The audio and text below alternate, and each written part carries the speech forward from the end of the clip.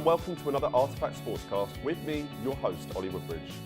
We have a packed schedule today, so let's waste no time in getting started. We speak to Artifact Sport's very own Max Petch and Guido today to find out which are the biggest rivalries in world sport.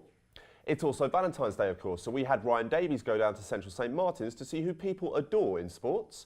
And Pato Athie will bring us the crucial roundup in UAL sports news. But first, here's Alexander-Birch and Ryan with all the latest sports news from the previous week.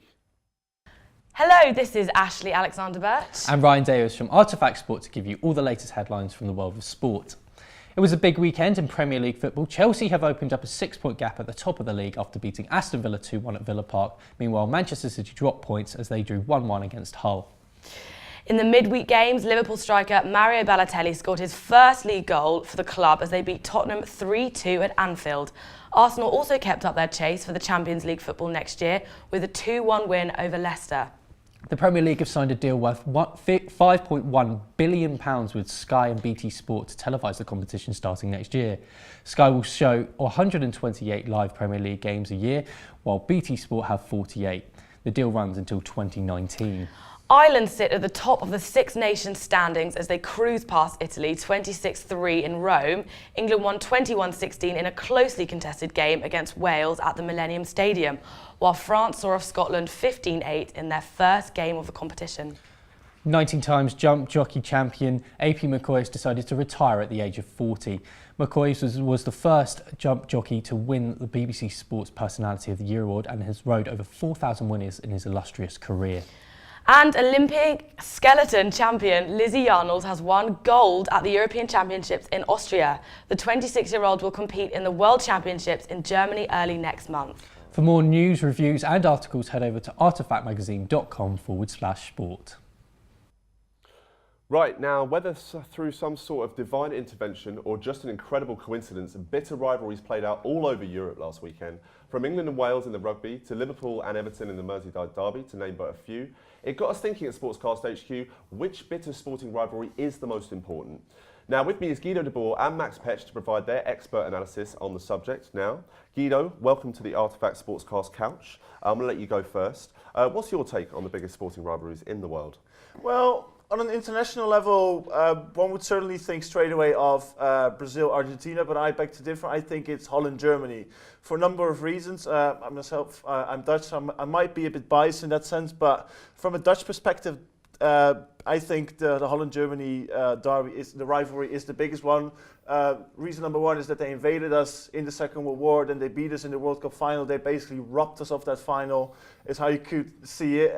We had our revenge, obviously, in '88, but there's just still this anti-German sentiment when it comes to playing them, actually, and I think we beat all the countries who were involved in the Second World War and who love to play the Germans, who love to beat them as well. And then from a German perspective, I think that they love to beat Holland the most. It's because historically we have sort of been siblings, you know, the older and younger brother. Germany being the older brother, they're bigger, rich in size. And yeah, they just want to let the younger brother know that they are the older one, that they are the bigger one. And that's, I think, the reason why that is the biggest rivalry in international football.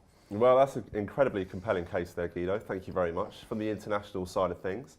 Max, do you have something to add to that? Can't disagree with Guido on his points there. Obviously, I think certainly Germany and Holland is huge. I mean, I possibly would say Brazil-Argentina is a little bit bigger than that, but obviously that's my view. But I think certainly the problem, I think at a club level, there's more passion and hatred between teams at a club level. I mean, especially in the UK, we're not really bothered by a national derby. Obviously, I know our biggest one is probably with Scotland. But again, when we play Germany, obviously it's a big affair, but also nowhere near as big as what Holland is for the Dutch. But I think certainly when you look, the passion shown at the Merseyside derby at the weekend, North London, also the Mancunian derby, there's more there than certainly we have when we play Germany or we play Scotland or we play France. I think certainly in our country and across the globe. Certainly with the Madrid derby at the weekend, I mean it's phenomenal the passion and hatred they have towards each other.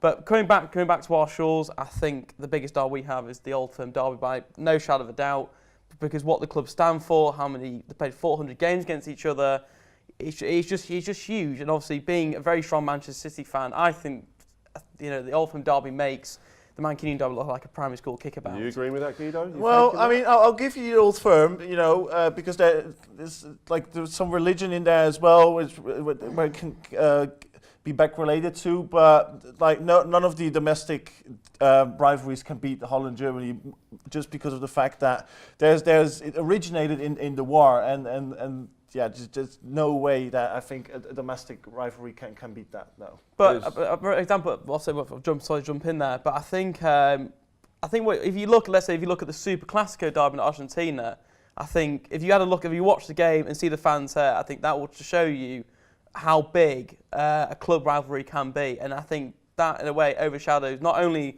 the Holland-Germany derby, but also the Brazil-Argentina. I mean, in the end of the day, the rivalry is all about where you grow up and how you look at it. Oh, absolutely. Thank you. Right, well, that's bitter mutual hatred in sports covered. Let's dispel that now, as we're going to lighten the mood slightly. Maybe light a couple of candles, stick on some Barry White. Valentine's Day is, of course, just around the corner, and we sent Ryan Davies to find out who our UAL students have a crush on in the sporting world. Hi, this is Ryan Davies for Artifact Sport. This is Word Around Campus, and I'm at Central St Martin's to find out who people's celebrity sporting crushes are.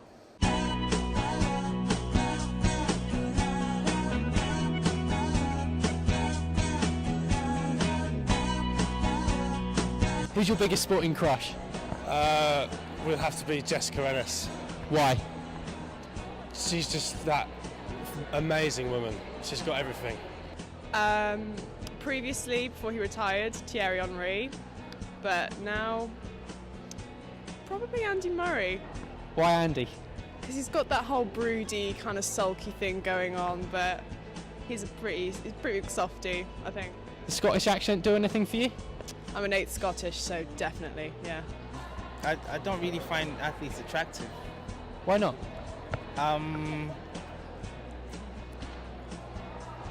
Maybe too muscular. Who's your biggest sporting crush? I would say it's Kyle Lenny. He's a professional surfer, lives in Maui, Hawaii. Andy Murray. Why? He's good at his job. He's very, very able at tennis. And what, physically, why? I spoke to her about this, and we talked about ability and not physical attributes. Bum, legs, the whole shebang. There's an American track runner called Lola Jones.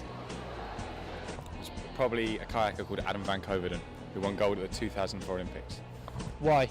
Just because I always wanted to be like him when I was younger, because I wanted to be a kayaker. There you go. Right, now I'm joined by Pato Athie in the studio, who's going to be bringing us all the UAL Sport Roundup. But first, Pato, who's your sporting crush? Thank you, Ollie. Lovely to be here. My sporting crush would definitely be Hope Solo. She's the American goalkeeper. What about you? Who's your sporting crush? I knew you were going to ask me that. Well, I think Ollie Bailey actually alluded to it in one of our Vox Pops. Jessica Ennis is a beautiful woman. I think I'd be slightly disconcerted by the fact of sitting down for a meal with a woman who I knew could fling me 50 yards in any which direction. But either her or Maria Sharapova. Always lovely, always lovely.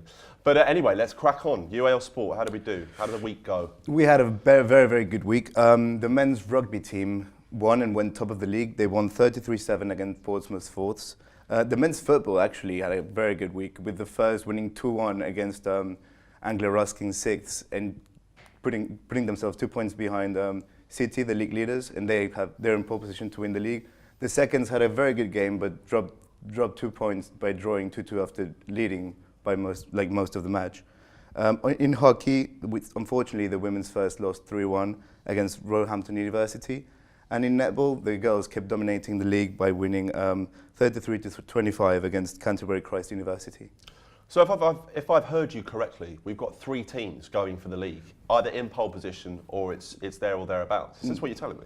Definitely in pole position. The rugby team are top of the league, so are the netball, and the football are 2 points behind City, both with 2 games in hand. So we're definitely right there. Wow, that is fantastic. Thank you so much, Pato. Right, that's all we've got time for today. So a huge thank you to all our guests. For more sports news, please do pop over to artifactmagazine.com/sport. Thank you for joining us, and we'll see you next time on the Artifact Sportscast.